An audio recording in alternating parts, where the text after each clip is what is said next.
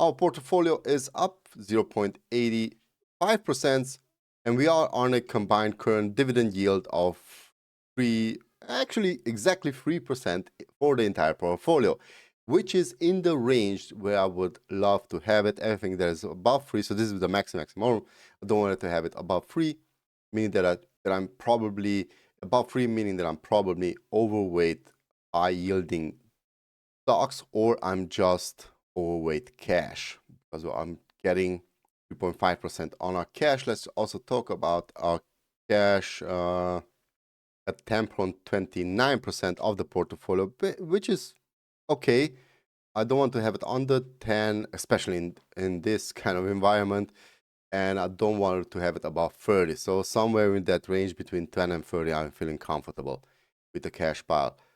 And we also are at 29 stocks in our portfolio, as I said, yielding roughly 3%, including cash. So including cash is yielding 3%, and there are only 29 stock positions, which is around the 30-ish, 30 maximum of 35 where I want it to be. Okay, we received some dividends in the last week. We received from Pepsi a $1.36 per share dividend. Then from the S&P index, we received a $1.52 dividend. From Nike, we received a 0.37 dividend dollar per share. Then from Nvidia, we received a 0.01 cent per share dividend. And of course, we got off our 3.5% on our cash flow, which for the month of September was 0.29%. That's actually averaging out those interest rates that we're getting monthly on our free cash. Now, this is cash that I can invest, so it's not necessarily some kind of a fixed amount. So I have to have it for a year or a month or multiple months. For example, I can constantly invest that cash. That is why I love this free cash position for now. This is going to decline as soon as the ECB, because I'm influenced by the ECB. ECB is cutting rates, that this dividend yield, or actually interest rate, will decline. Okay, now let's talk about what we bought, what we sold. Of course, we did a dollar cost average into our S&P index fund, a ETF that is, a 0.60, a increase of 0.36% to that position, but it's only 0.91% of our total portfolio. We're going to come back to this a bit later on. So let's talk about what we bought. We bought the following things. We opened up actually new positions. We just opened up a pretty big position, a over 1%. Nobody, I want to open up a 1% position of the portfolio. So we opened right out of the gates a 3.2 position into JP Morgan Chase. Let's take a look at JP Morgan Chase. I actually created a couple of videos about a couple of these stocks that I'm going to talk about. They're not released yet. They are going to come out because I had a little break. Whatever, they are going to come out soon. Definitely check out those videos, especially about JP Morgan. So we added to JP Morgan on a technical, it turned into a buy signal, MACD buy signal, and then it stopped. If it's going to go further down, which let's just say I'm not sure that it's going to do that, but if JP Morgan is going to fall for a run, then I'm going to add to that position. Also, those of you who are on Substack already got this trade alert when I actually opened this position. So JP Morgan is on this big green candle is actually from Friday, I believe. Everything else, it was pretty much down exactly where I wanted it. So we opened a position into JP Morgan. If you want to hear more about JP Morgan, then check out that video that I will release in a couple of days. Next up, we opened up a position into a stock that I so much love and so wanted to add to it, in Ferrari. Ticker symbol RACE. By the way, ticker symbol JPM on JP Morgan if you want to search for it. For Ferrari is ticker symbol RACE. Now, at the moment that we opened it up, we opened between the 50 and the 100-day moving average. It was excellent. If this is going to continue downwards, then I'm going to add to this position. Ferrari is one of those companies that you just sit there and admire. Why? Well, let's just talk about a little bit about Ferrari. If you want to own a Ferrari, you have two possibilities. You buy an old Ferrari or you buy an old Ferrari, because you cannot buy a new Ferrari except you're invited to buy a new Ferrari. In order to be invited to buy a new Ferrari, you have to have an old Ferrari. So you kind of see where the moat of this company is, and especially because it is a exceptionally good company. So we bought Ferrari right between the 50 and the 100-day moving average. We're expecting to add to it if they continue to slope, which will be very much obliged because we did do a couple of changes in our portfolio, and Ferrari is a especially good replacement for that change. We're going to come to that change just in a couple of minutes. Then we added positions to, let's see, we added to Novo Nordisk on the 30th of September. So right on Monday, we added to Novo Nordisk, increasing Novo Nordisk to 3.34% of our portfolio. Novo Nordisk hit a pretty much technical RSI up beneath 30.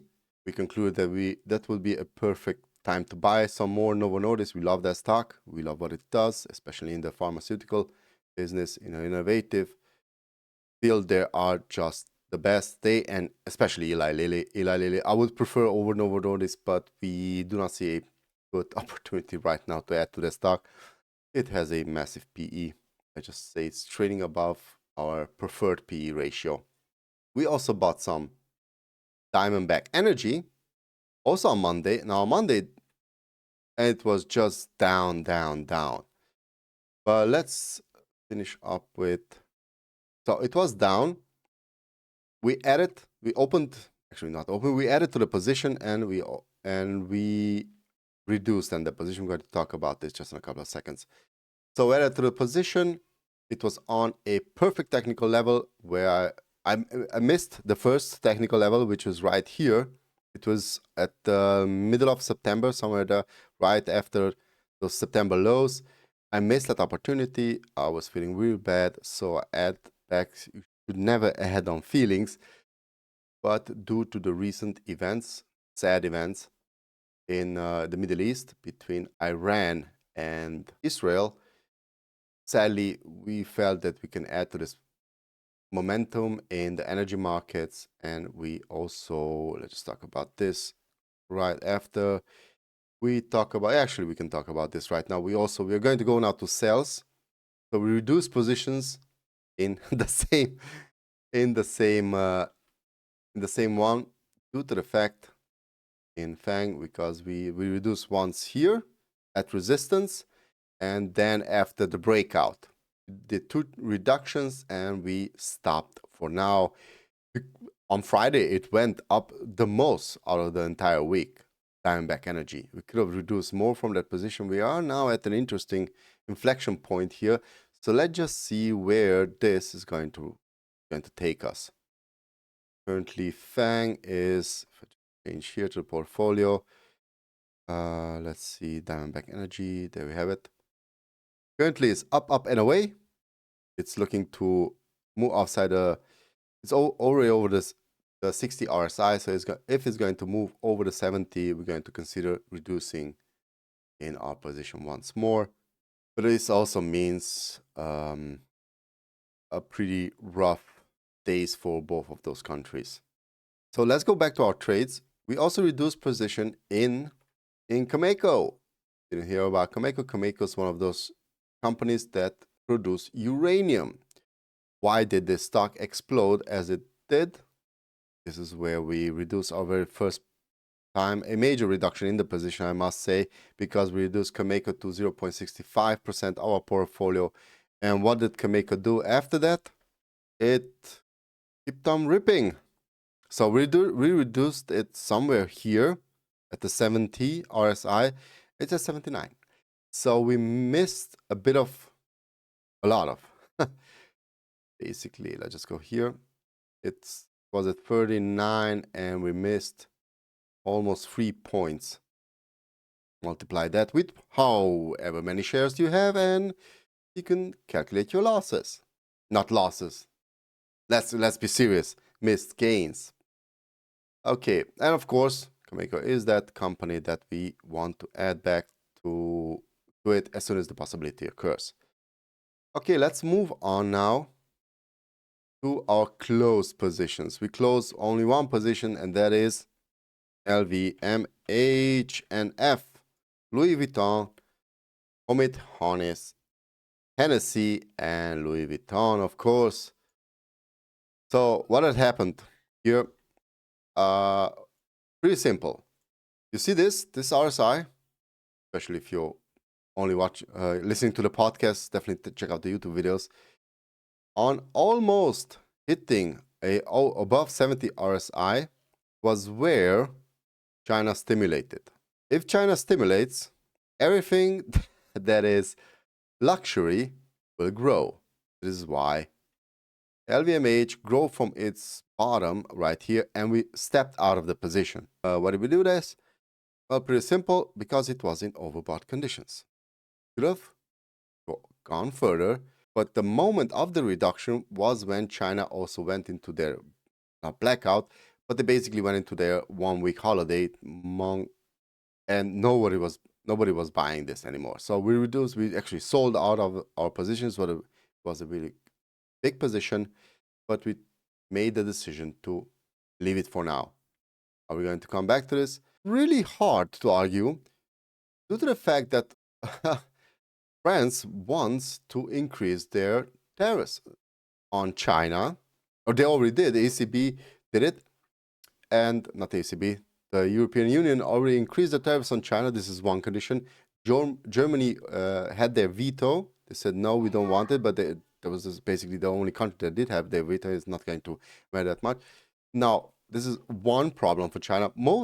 For France, most of their sales come from China, and they just started a trade war with them. Not a good idea for LVMH. This was one. And second, they want to increase their taxes on big companies. For what reason? You know my opinion on taxing the rich. It just leads to taxing the poor, actually, end of the day, because whatever minuses they're going to have from taxes, they're going to give them back to the poor due to price increases. Okay,